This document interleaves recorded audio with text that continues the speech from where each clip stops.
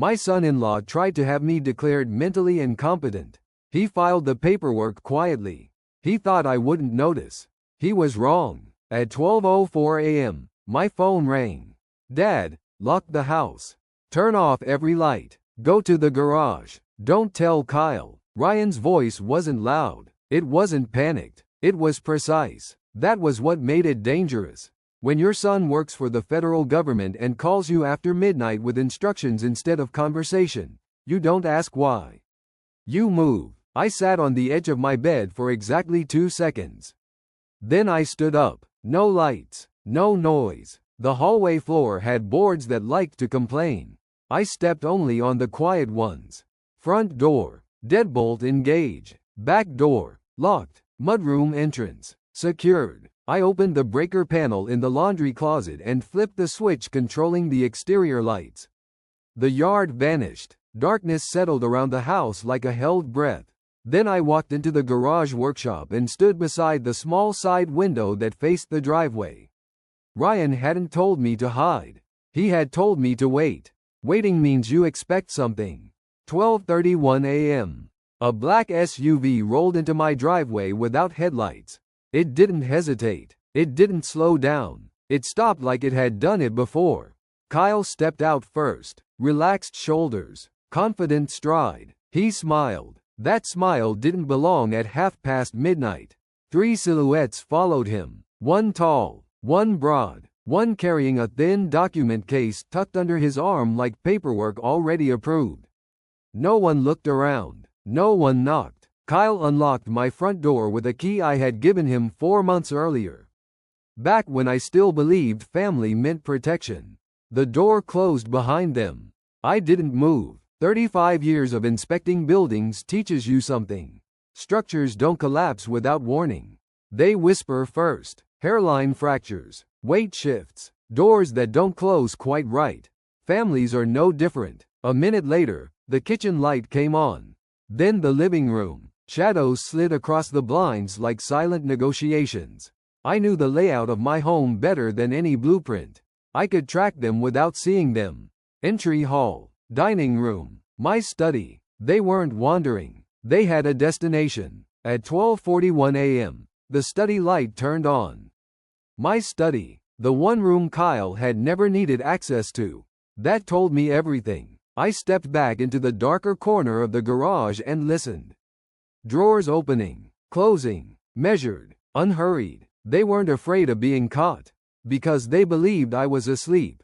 Or worse, that I wouldn't understand. 1:02 a.m.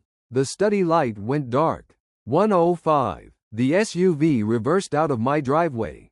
Still without headlights. Kyle remained inside. I waited 10 more minutes.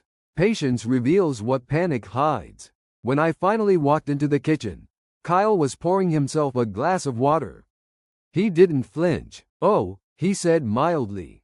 "You're up." "Yes." He took a sip. "Couldn't sleep?" I heard something.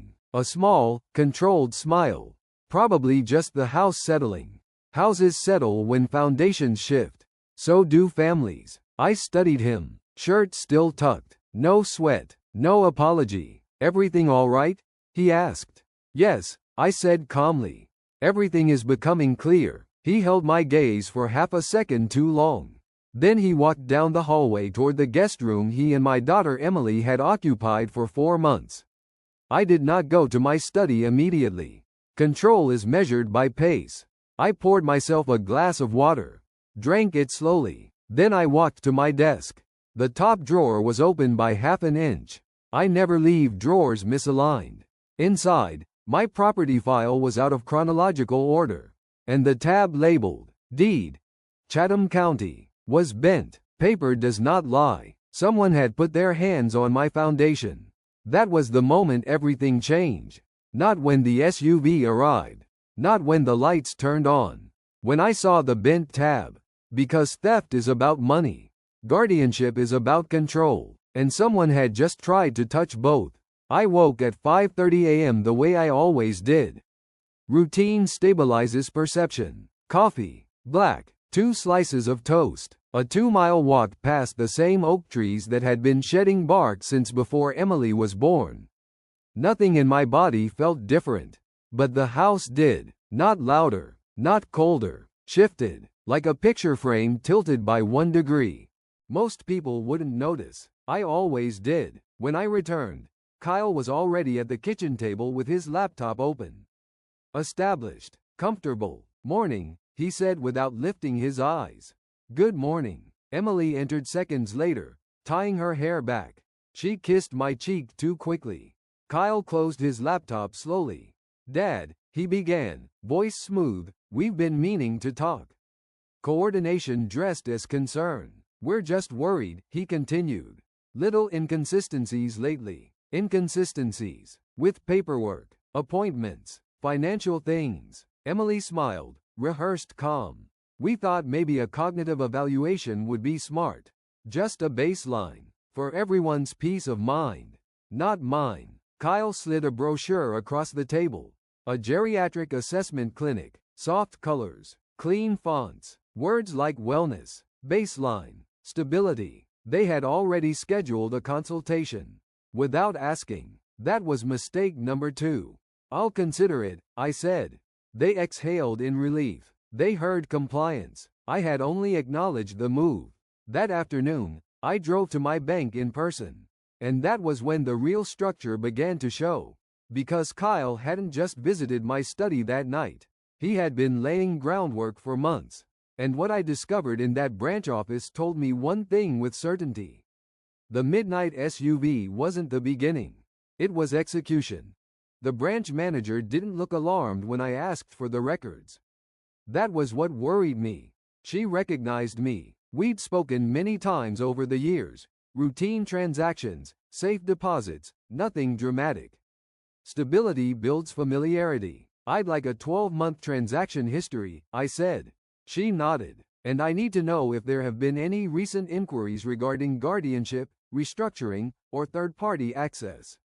That made her pause. Not long. Just enough. There were exploratory conversations, she said carefully. Your son-in-law expressed concerns about future planning.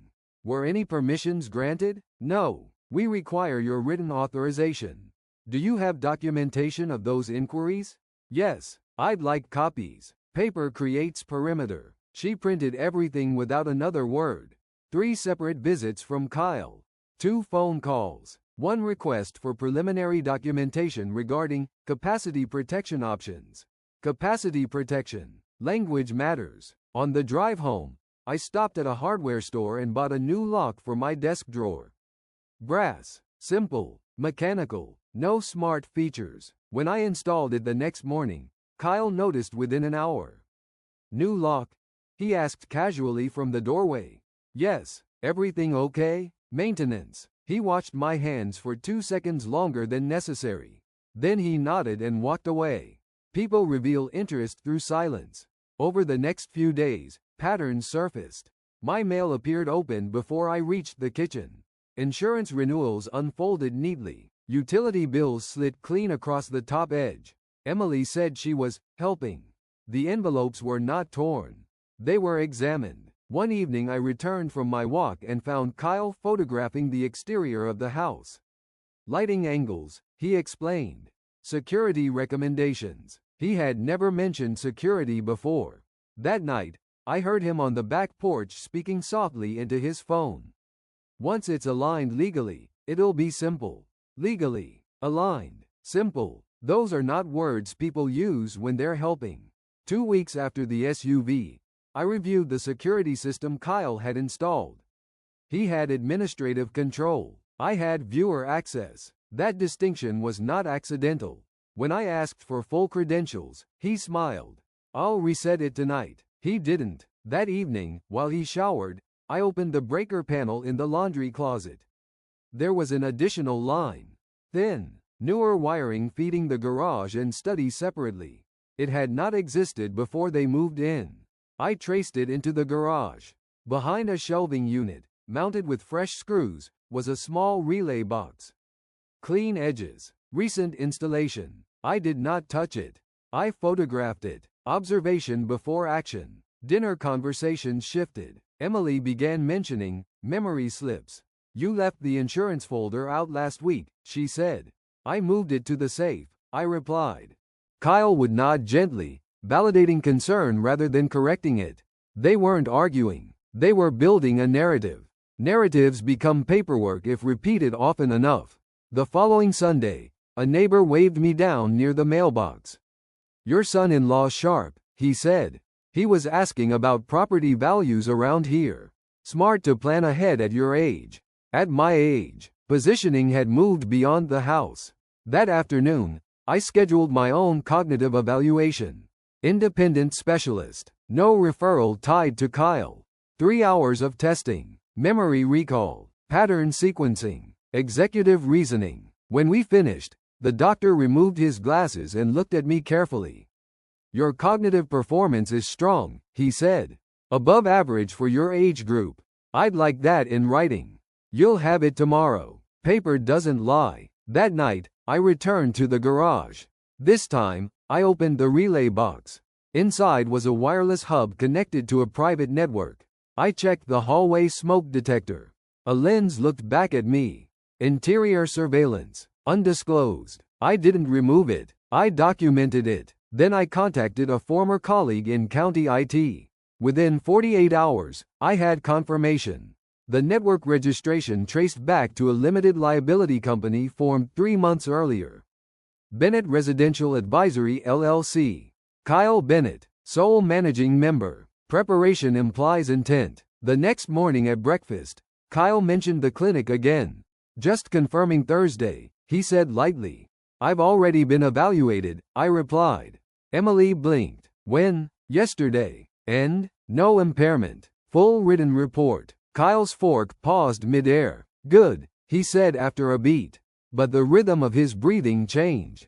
Pressure had met reinforcement. That afternoon, certified mail arrived. Kyle signed for it before I reached the door. He held the envelope just slightly longer than necessary before handing it to me. Inside was a formal petition. Guardianship. Emergency authority requested pending review. Grounds listed in careful legal language. Cognitive decline. Financial vulnerability. Concerned family members. Emergency. There had been no emergency. Only preparation. I lined the pages carefully on my desk. Read them twice. Supporting affidavits referenced. Neighbors. Statements collected. Narratives assembled. They had built a structure. But they had miscalculated the foundation. I closed the folder and locked it in my safe.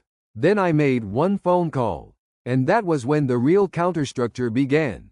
Laura Mackenzie did not waste time with sympathy. That was why I chose her. Her office overlooked the harbor. Glass walls, clean lines, no distractions. She listened without interrupting while I described the sequence. The midnight SUV.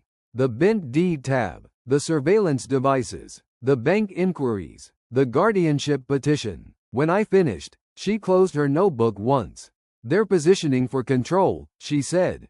Yes. Then we move first. How? We remove unilateral access. Over the next 48 hours, paperwork moved faster than conversation ever could. We restructured the property into a protected living trust. Lifetime residency rights remained with me. Ownership transferred to the trust with independent fiduciary oversight. No emergency liquidation. No unilateral sale. No guardianship override without dual medical review and trustee consent. Paper creates perimeter. I signed every document in person. Notarized. Filed. Certified copies were delivered to the county recorder's office, my bank, my insurance carrier. No delegation. No delay. Back at the house, I replaced the front and rear door locks. Identical hardware. Same finish. Different keys. I disabled remote access to the smart lock Kyle had installed and restored mechanical control only. That evening, Kyle approached the front door with his phone in hand. The lock didn't respond. He tried again. Nothing. He looked over his shoulder and saw me standing in the hallway. Battery must be dead, he said evenly. Perhaps, I replied. The following Friday, I requested certified copies of my deed and full title history from the county clerk. There had been no transfers, but there had been 2 recent title inquiries. Filed under Bennett Residential Advisory LLC. Exploratory. Preparation leaves footprints. Saturday night, while the house was quiet, I returned to the garage relay box. This time I removed the wireless hub. I sealed it in an evidence bag. Labeled it with date and time. I removed the hallway camera. Photographed the mounting screws. Documented the wiring path. Preservation before confrontation. Sunday morning, Emily approached me in the workshop. "Kyle feels like you don't trust him," she said softly. "I don't," I replied. She looked down. "He's trying to protect us." "From what?" "From instability." "I am not instability." She hesitated. "He thinks you're pushing him away." "I am restoring boundaries." "That feels the same." "No," I said. "It doesn't." Monday morning, Laura filed our formal response to the court. Attached. Independent psychiatric evaluation confirming full capacity. Bank records showing stable financial management. Certified deed and trust restructuring. Photographic evidence of undisclosed interior surveillance linked to Kyle's LLC. Unauthorized monitoring. Documented. We requested expedited review. That afternoon, Kyle attempted calm. "This is procedural," he said in the kitchen. "Courts just need clarity." "Clarity is useful," I replied. Emily stood behind him, silent. They believed narrative would outweigh evidence. They believed preparation guaranteed outcome. They had misjudged the foundation. 3 days later, the preliminary hearing was scheduled. Tuesday, 9:30 a.m. County Courthouse. Kyle read the notice carefully. He did not look surprised. He looked prepared. He still believed in narrative. The morning of the hearing was clear and cool. I wore the navy suit I had kept since retirement. Pressed, measured. Routine stabilizes the body when the environment shifts. Coffee, toast, no deviation. Kyle and Emily left 10 minutes before I did. Separate cars. Coordination prefers distance when optics matter. The courthouse smelled faintly of paper and disinfectant. Neutral territory. Laura met me near the entrance. "Everything is filed," she said quietly. "We stay factual." "I intend to." Inside the courtroom, Kyle sat beside his attorney. Calm expression. Controlled posture. Emily sat one row behind him, hands folded tightly. Judge Halpern entered at 9:32. No ceremony. No wasted motion. Kyle's attorney opened first. Concern. Responsibility. Family duty. He referenced small anecdotes. Misplaced mail. Confusion. About appointments. Uncharacteristic isolation. Tone soft. Measured. Narrative layered carefully. Then Laura stood. She began with the psychiatric evaluation. Clear. Unambiguous. Full cognitive capacity. Next came bank records. Stable balances. No irregular withdrawals. Then she placed the sealed evidence bag on the clerk's desk. Inside was the surveillance device. Unauthorized interior monitoring. Network logs traced to Bennett Residential Advisory LLC. Kyle's company. The room shifted. Kyle's attorney objected. Overruled. Judge Halpern said, "I'll review the exhibits." He read in silence. Time stretches differently when truth is written. "How many interior devices were installed?" the judge asked. "2 confirmed," Laura replied. Kyle stood. "It was for safety," he said. "Without disclosure?" the judge asked. Kyle hesitated. It seemed unnecessary to alarm him. The judge leaned back. "You are requesting emergency guardianship based on alleged cognitive decline. Yet you installed undisclosed monitoring inside the residence." Silence. Paper had spoken. "Temporary emergency authority is denied," Judge Halpern said. He turned another page. "This matter is referred to the district attorney for review of potential unlawful surveillance." One strike of the gavel. Not loud. Final. Kyle remained seated for several seconds. Emily stared at the floor. Outside the courtroom, Kyle approached me. "You overreacted," he said quietly. "No," I replied. "I responded. This could ruin us. You initiated it." Emily tried to speak. Her voice didn't carry. There was no shouting, no spectacle, just structural failure meeting load reality. And it was only the beginning. Kyle did not call after the hearing. His attorney did. Twice. Perhaps there's room for resolution, the voice suggested carefully. There wasn't. Facts are not bargaining chips. They are records. Within a week, 2 investigators from the district attorney's office visited the house. Professional. Direct. They photographed the breaker panel, measured the relay box mounting, collected the sealed device, copied the network registration logs. Did you ever grant written permission for interior monitoring? One asked. No. Were you informed? No. They wrote everything down. Patterns began to surface beyond my property. Other homes. Other consultations. Similar title inquiries filed quietly. Preparation leaves repetition. Emily came by 2 weeks later. She stood on the porch longer than necessary before ringing the bell. When I opened the door, she looked smaller. Not physically. Certainty had left her. I didn't know about the other houses, she said immediately. Sit, I replied. We moved to the dining table. I trusted him, she said. Yes, I thought it was planning. Estate efficiency. Protection. Did you verify? She shook her head. Trust without verification is a door without a lock. I never wanted to take control from you, she whispered. You supported it. Her eyes filled, but she did not argue. Is there any way to fix this? She asked. Trust requires transparency before strategy, I said calmly. You chose strategy. Silence. I won't remove you from my life, I continued. But access will be conditional. She looked up. Scheduled visits. No keys. No document handling. No financial discussions unless I initiate them. And Kyle? He will not return. She nodded. Boundaries, once named clearly, do not require repetition.